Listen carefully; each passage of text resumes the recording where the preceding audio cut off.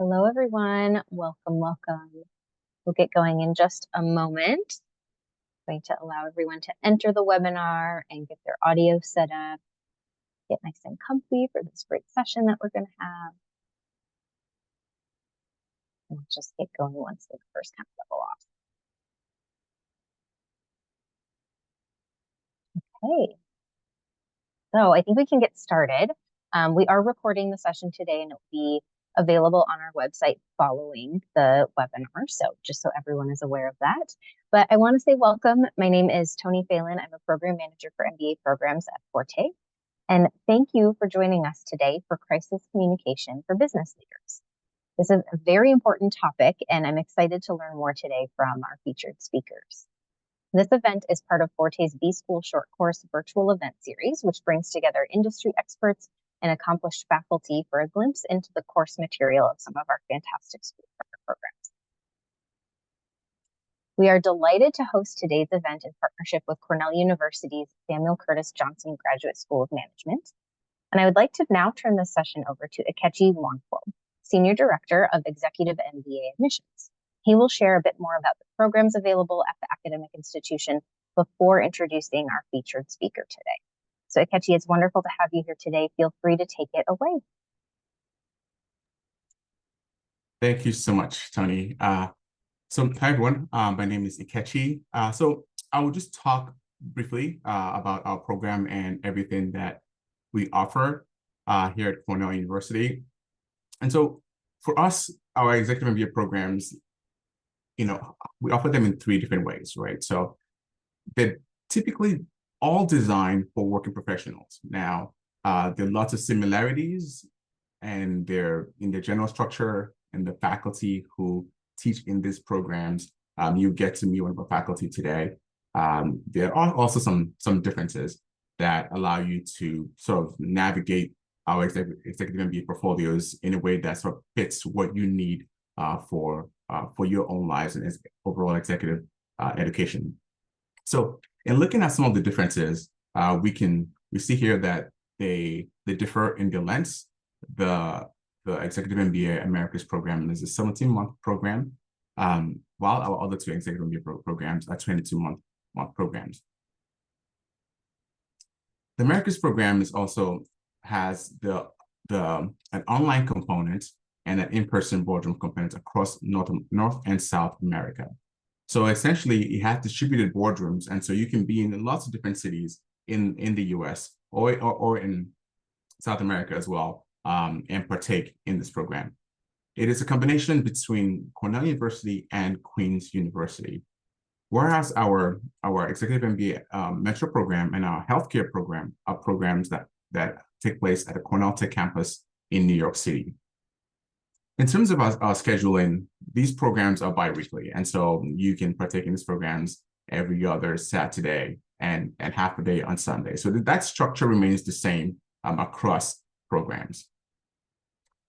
When we think about who we want to see in these programs, we do want people who have some solid work experience, an undergraduate degree, and a minimum of 7 years work experience. Now, if you're on the border and you are unsure of where you might fit, if this is the right program for you, I do encourage you to connect with admissions, and we can have that conversation with you. And potentially, maybe this may not be the right time for you to apply, but we can also work with you on ways to potentially make your application stronger when you get to the admissions committee. This program doesn't require standardized tests. What we do require, while we have other requirements, one of the requirements we don't have is a standardized test. We focus heavily on relationships, and so we want to understand how you have been working at your current place of employer, your current employer, and how your prior employers what they're saying about you. Some of the benefits of the program is that you receive entrepreneurship support, you get mentorship. We just rolled out mentorship components of the program, and so we have alumni who partake in mentorship. For our healthcare program, we have clinician mentorships for our physicians who are in the program. There is career, executive, and leadership coaching for our students through our career development office. We have team coaching, which is a critical component of our program. And so coaching is a big part of our curriculum, and so that's why I have it in bold. And this is across all of our programs. As a student, you can take advantage of our Cornell courses while you are a student and a year after you graduate. So that's something you can do if you want to go beyond what is offered in the curriculum. So there is that. Now, if you want to learn more or attend an event, I want you to look at it on your screen. At the top part of your screen, there is a QR code. You can scan the QR code, and that takes you right to our events page. There are lots of different events across the programs that you can partake in. One I want to highlight is one that's happening this Saturday. We have an open house happening on the 27th on Saturday from 9:30 a.m. to 12:30 a.m. There you get a chance to connect with alumni, speak with faculty. We have a finance faculty who's going to be giving a lecture. You get to speak with some senior administrators talking about some resources in our programs as well.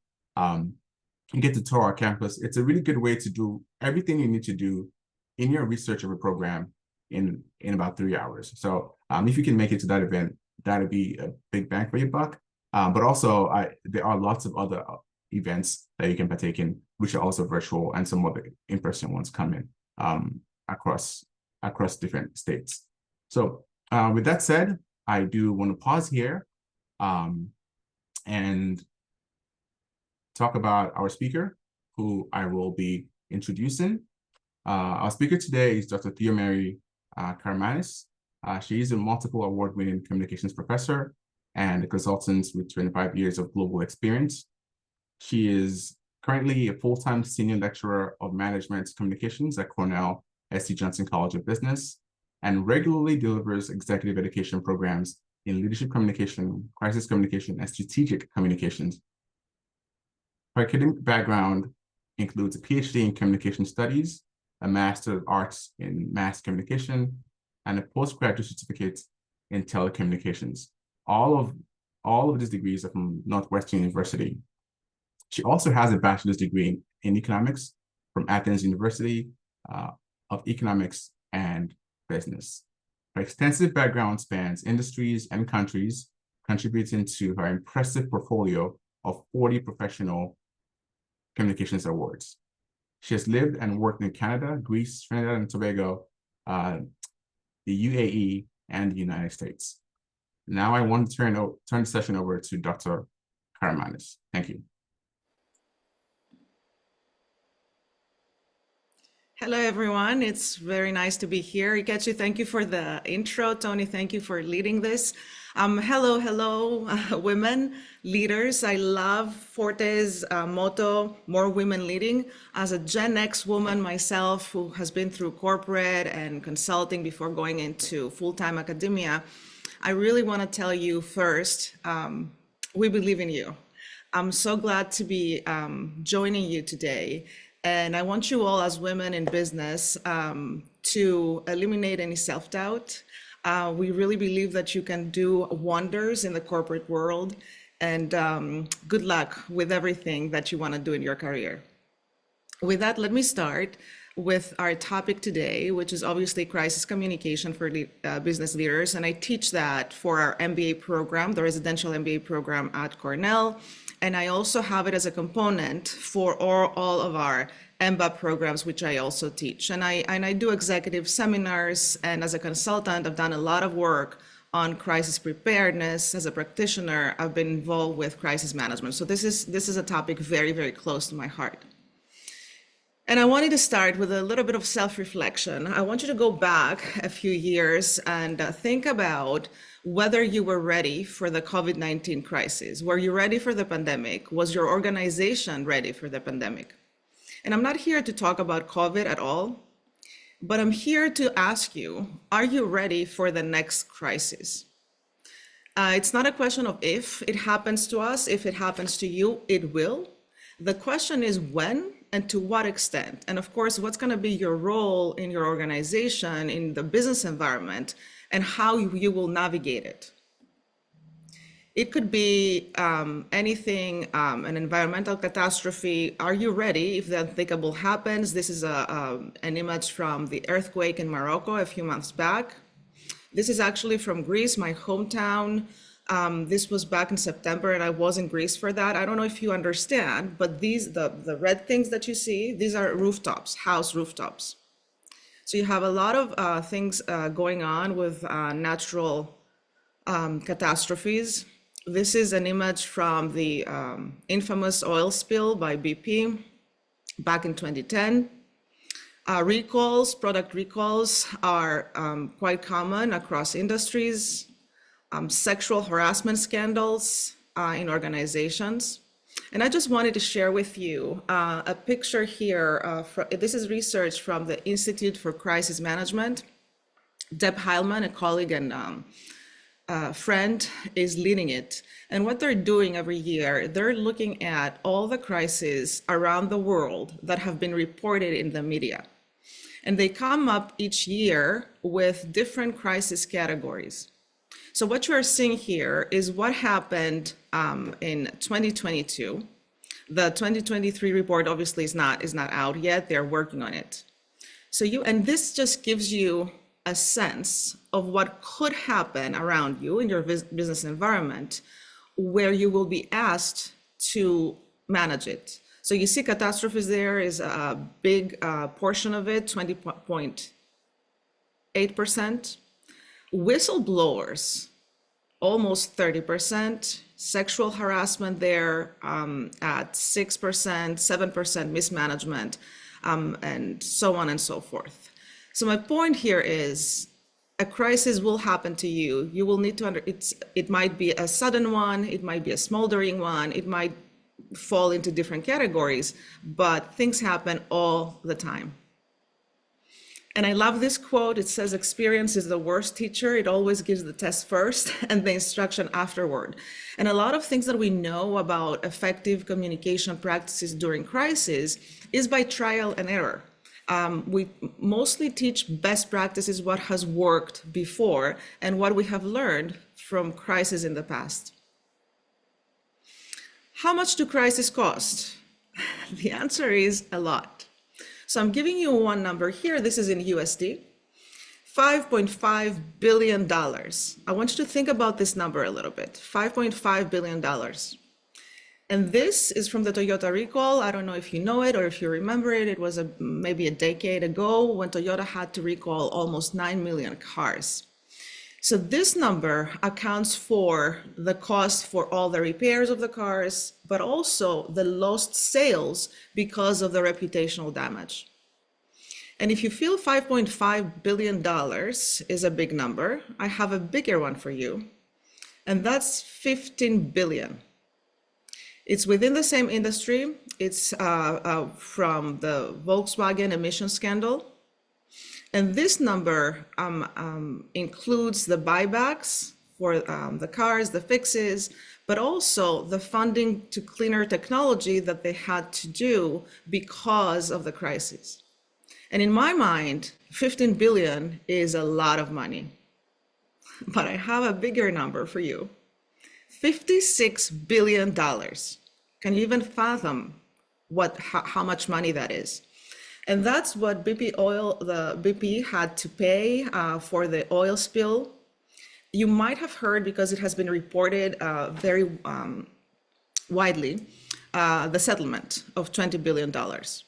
But the rest is loss in revenue due to reputational damage. So my argument is that if you have effective communication during a crisis, you can curtail that cost. You cannot eliminate it, you cannot avoid it. A crisis is a crisis. By default, a crisis will cost you a lot of money. We cannot change that.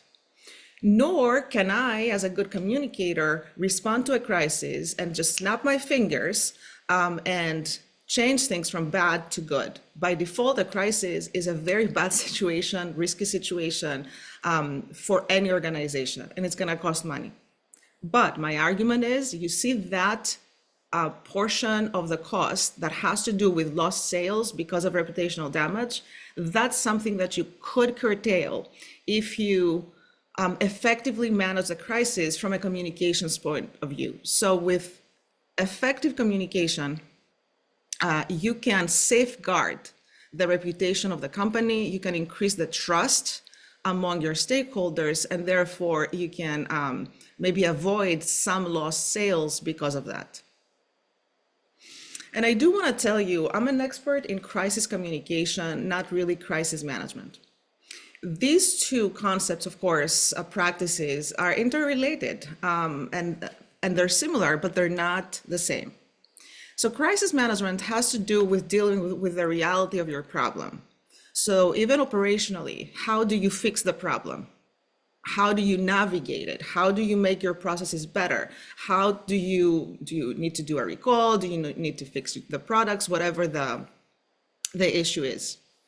Crisis communication has to deal with managing perceptions, managing how people feel and how people think of the crisis.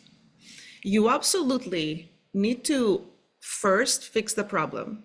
So the assumption is that if you are a business leader, you want to do right by your stakeholders. You want to fix things. You want to be responsible. And if that happens, and if operationally, truly you want to fix things, then good, effective communication comes to complement that so that everybody feels a little bit better, they understand, you safeguard your reputation.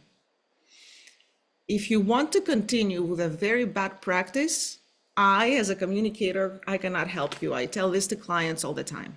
So the assumption is that you want to do the right thing. You want to fix things.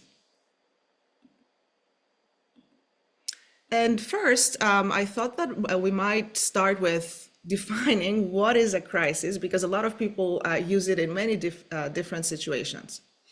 So a crisis is anything that happens, any event that threatens your company's reputation, your image, your credibility, and/or your operations in the short run or the long run. So any event that threatens your operations or reputation in the short run or long run is considered a crisis.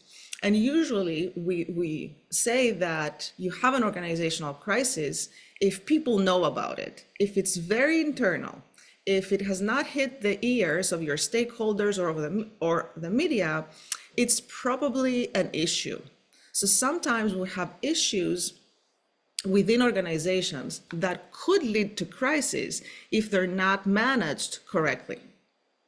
Think about the Wells Fargo scandal. Okay, that was not a sudden crisis. That was what we call a smoldering crisis. People knew that there were unethical practices. People knew that things were wrong, but they did not do enough to prevent the crisis. They did not change their practices. If they had, maybe we would not have known about it. So if we had to compare issues with crises, a crisis is more sudden, and therefore it's unpredictable, and you don't have enough time to respond to it. Okay, so you are more reactive and you have less control. What's happening with issues management, because this is a smoldering crisis, it's more long-term, it's predictable. You see that it's gonna happen, you understand it. So internally, the best companies, you as a business leader, when you see an issue that could lead to crisis, the best thing that you can do is to resolve that issue early enough so that it does not lead to crisis. Okay, so this is a more proactive business practice. And this is something extremely fundamental to me as a communicator. Most people, when they think about communication during a crisis, they think about the start of the crisis. Oh, this happens. What do I tell the media? What do I tell my employees? What do I tell my stakeholders? However, we need to conceptualize communication in stages, in these 5 stages. So you have the pre-crisis stage, and this is when nothing has happened yet. You don't have a crisis. But in this pre-crisis stage, you prepare for it. This is so all of your PR, your CSR programs, how you build your reputation, how you deal with your clients, and also your crisis preparedness, your crisis communication plans, all of these happen in the pre-crisis stage. And if you prepare sufficiently enough, then you increase the likelihood of managing the crisis when it hits you. And then the other important thing from a communications perspective is that different messages are appropriate for each stage of the crisis. Let me give you an example. At the start of the crisis, something happens, it's very sudden, I don't know much about it. It's totally okay to tell the media or the public, or even your internal stakeholders, that you don't know what happened. Okay, to admit uncertainty. In fact, it's good to admit uncertainty in the beginning of the crisis. We don't know yet, we are investigating. However, if a few days go by or weeks, depending on the nature of the crisis, and you don't have answers yet, that's not a sufficient message. In the maintenance of the crisis, people want more facts. They need to know how you're going to fix it. They need to know how it happened, what was the cause, what you're changing, what are the next steps. You get into more facts in the maintenance phase. The next phase is the resolution, and a lot of companies miss that opportunity. In the resolution phase, you don't have a crisis anymore. You have resolved it. Ooh, everything is good. This is when you need to share the good news. This is when you need to praise your employees, because most likely they have worked very hard and they have been very stressed throughout. And in some cases, it might be appropriate to go out with some external communication messages to tell your clients how you have changed or how your processes have changed during the crisis. We all need to understand that a crisis is not just a negative thing, it's a great opportunity. The best companies use crisis as an opportunity to do better, to fix things, to change their processes, to do better in terms of that area. And then the assessment stage is the last stage where you do a post-mortem, where you look back and you try to understand what went well or what did not. And that feeds again into your pre-crisis stage, because this is where you change your crisis communication plans based on what you have learned.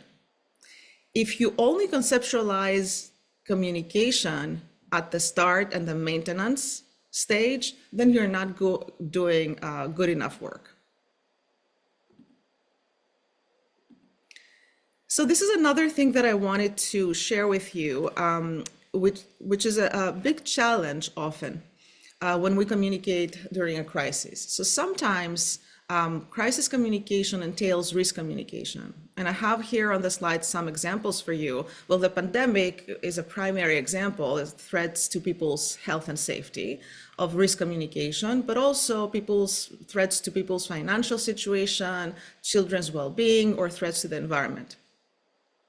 So what's happening with risk communication is that the risks that kill people and the risks that scare people are two entirely different things. I want you to think about car accidents versus nuclear plant accidents. The average person, well, you might think about yourself. Are you more afraid of a car accident or a nuclear plant accident? Research shows that the average person is much more afraid of a nuclear plant accident than a car accident. And that's just stupid. It does not relate with any real statistics at all. We are more likely to die because of a car accident rather than a nuclear plant accident. But tell people that you're establishing a nuclear plant near their home and they go berserk. This is from WHO, the World Health Organization, and it's the life expectancy loss for several causes. So you will see that the health risk of smoking like 20 cigarettes a day is 6 years, being 15% overweight, which is not very high if you know what I mean, is 2 years, alcohol use 1 year, all accidents 207 days, all natural hazards 7 days. However, people are more afraid of a natural hazard than they are of just smoking or drinking alcohol. The issue with communication is that we need to communicate about real risk and perceived risk. And that's a big challenge, okay? So let me give you an example of that from my own experience. I don't know if you remember, quite a few years ago, there was an Ebola outbreak in Africa. And I was consulting for CARPHA. CARPHA is the Caribbean Public Health Agency, which is the equivalent of CDC, is the CDC of the Caribbean. So I get a call from their communications director, and she was very frustrated because at the time they had an outbreak of chikungunya, the chikungunya virus in the Caribbean. I don't know if you've heard of it, if you know it. But it was a new virus at the time. It's mosquito-related virus. So anyway, it was new. They had an epidemic. They had to communicate about the risk, and there were specific mitigating factors and things people should do to get over that epidemic. And people wouldn't listen. Instead, they would get calls at CARFA with people worrying about Ebola. Now, the issue was, like, in the whole Caribbean, they had zero Ebola cases. So the real risk was none. So all the doctors and everybody was like, oh, everybody's stupid. We don't want to talk about it. What are they talking about? Why are they afraid? It's not in our region. But the perception was that the risk was high.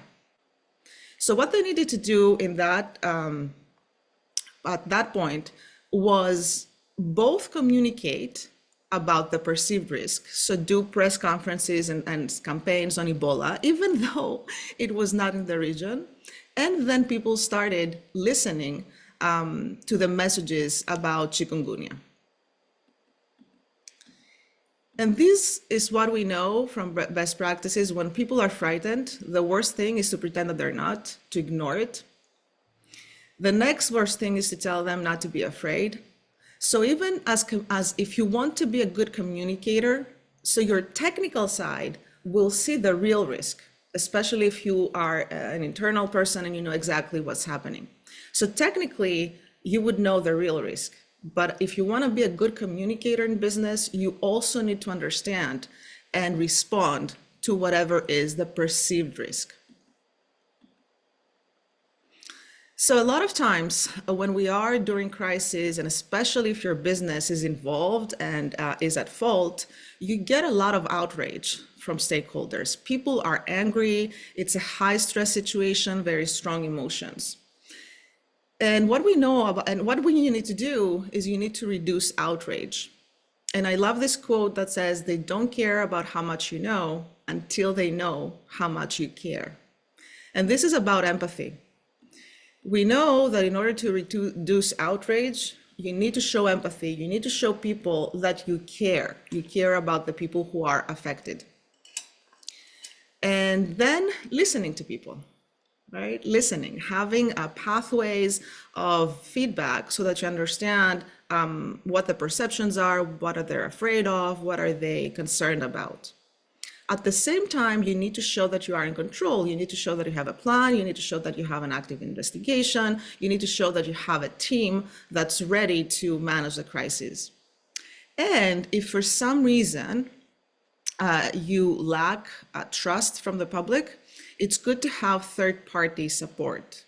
So I can give you an example from my experience. I was working for the Ministry of Health in Trinidad and Tobago a while back. It was when we were dealing with H1N1, actually. So for reasons that are outside the scope of this discussion, the ministry had no trust for the public. So whenever I would do a press conference about H1N1, I would bring in people from WHO.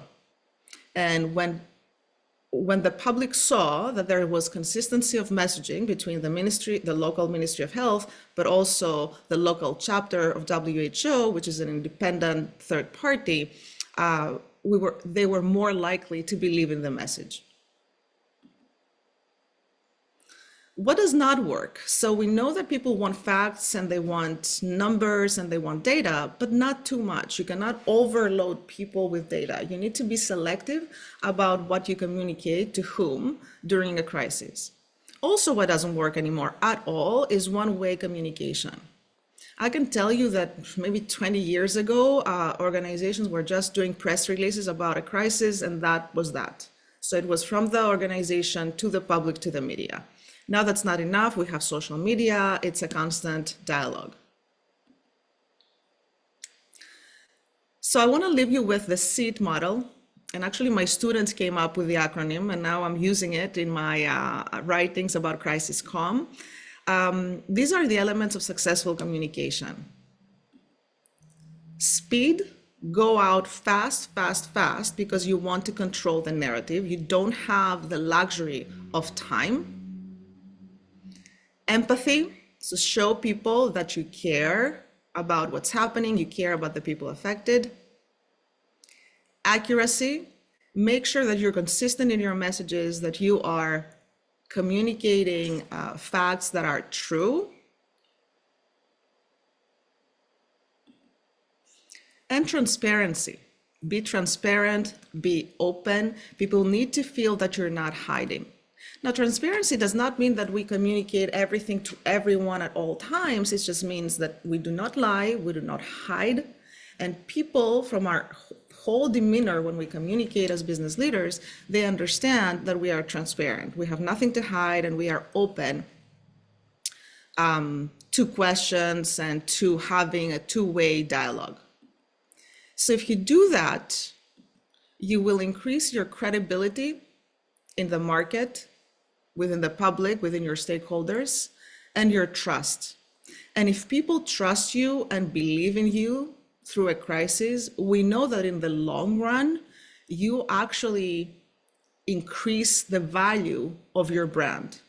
The public, the clients, even internal stakeholders are more likely to be loyal to you if you have been through a crisis and you have very effectively managed it, if you have navigated it by balancing speed, empathy, accuracy, and transparency. I want to acknowledge it's quite easy to put these things on a slide and say, yeah, do this. Like truly, this is my whole course. If you can apply all these elements throughout the stages of your crisis, you will be successful. It's easier to say it, it's easier to just have it on a slideshow, but I want to acknowledge it's a very, very challenging situation when you have to implement it and go through it. With that, I will stop sharing. I will pause because I'm looking forward to everybody's questions. Thank you, Dr. Karamanis. And so we are opening up Q&A now for anyone who might have questions. Thank you for the key takeaways. The SEEP model, speed, empathy, accuracy, and transparency. And I'm sure there were a few things people took away from that as well.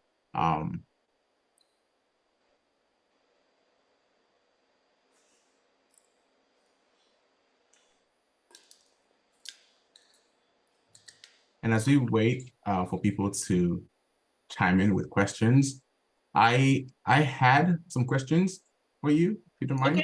Okay.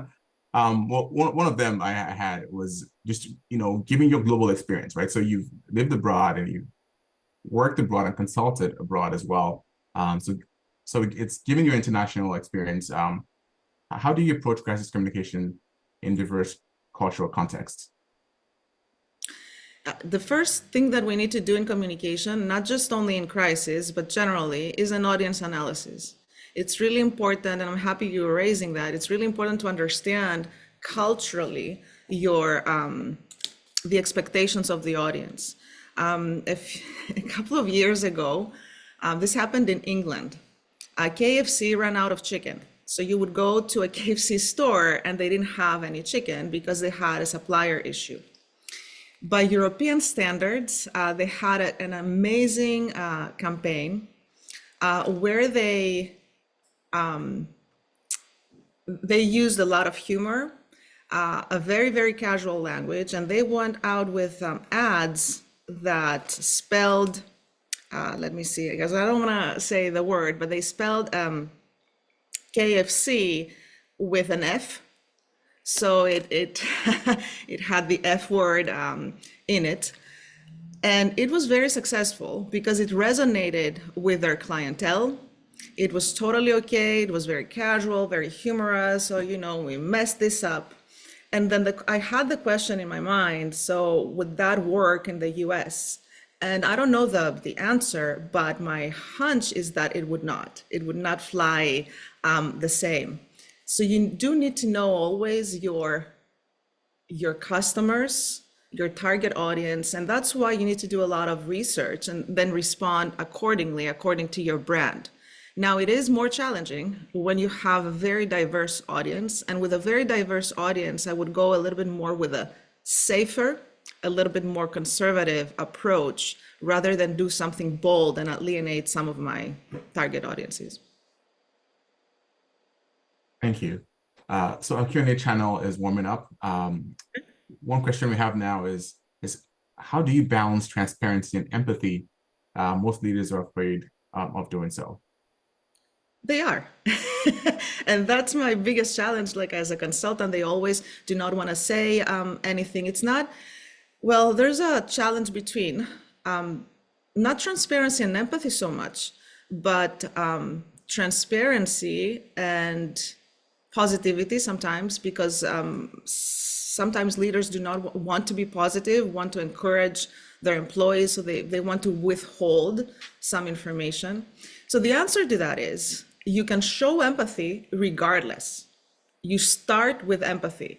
And another misconception with empathy, when you say, I'm sorry, it doesn't mean that you take on legal responsibility.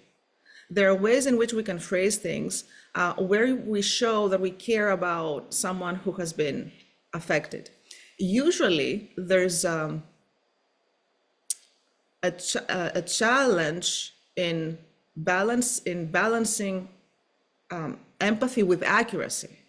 So if you want to be accurate, and you have to give a lot of facts.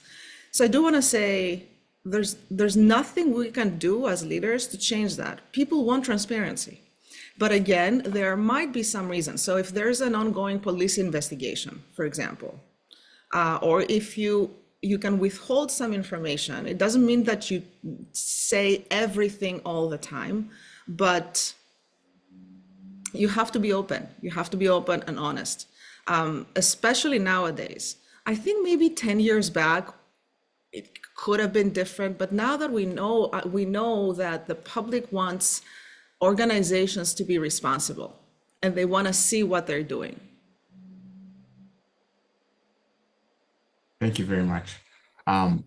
So the next question we have is quite contemporary, and this is something happening in the news right now. Someone is asking, I don't know if you've heard, but they're curious about your take on the Alaska Air and the CEO's response and the follow-ups. I cannot talk about that because I don't know it very well, so I would have to research it. But let me tell you, if it's in the news, I get this question a lot. Whatever is in the news, it's probably a bad example of crisis communication. The best example is the one that we don't know. So if people ask me, what's the best crisis management that you know of? And I'm like, the one that we don't know of. That's if you manage it well, it has not become big news. So that, I'm sorry, I have not looked at that case, so I wouldn't want to, comment on something that I don't know very well. But now that you've said it, I'll make it an assignment in my class so that I find out a little bit more about it. Thank you. And another question is asking, so during the crisis period, is there flexibility in day-to-day operations and project timelines to ensure employees have the availability and resources to take time off or pause ongoing projects? They should. In fact, when you are in a crisis, and that has to be part of your crisis preparedness plan. So let me take a step back to say that each organization needs to have a crisis preparedness plan or a business continuity plan if something happens. Part of that plan is the crisis communication plan, and part of the crisis communication plan are specific templates that are pre-approved, and then you customize to go out fast to stakeholders. So I think, especially for the people who are directly affected by the crisis or who work in resolving the crisis, they should pause their regular duties. Not for the whole organization, because the other side of it, you cannot just stop everything because you're handling a crisis. If you do, you will create more crises within the organization. But you should have a core group of employees who are dedicated to the crisis, and therefore it should be understood that they cannot go on with everything. We know that the demands during a crisis in terms of what we ask employees to do triple.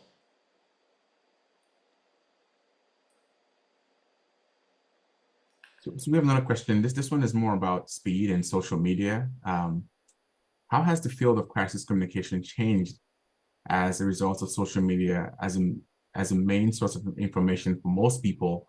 For example, how much speed is sufficient to meet the seat in context of social media? Dramatically, dramatically. Social media has changed so much the way that we deal with crisis and crisis communication. Social media has been a blessing and a curse when it comes to dealing with crisis.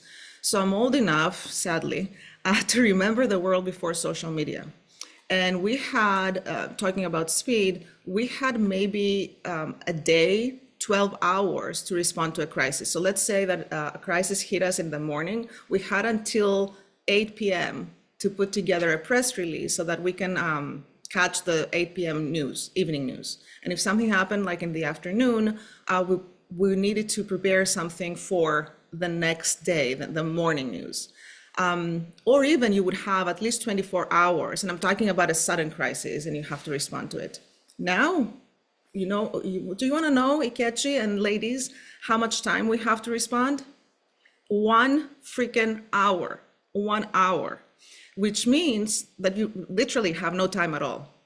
And how we handle that is we go out very fast with what we call a holding statement. And a holding statement is a brief statement. You just recognize what's happening. You promise that you're looking into it, that you will follow up with further communications, and then you start releasing more and more information. But yes, social media has dramatically changed how we do crisis comm. But I said it's a blessing and a curse.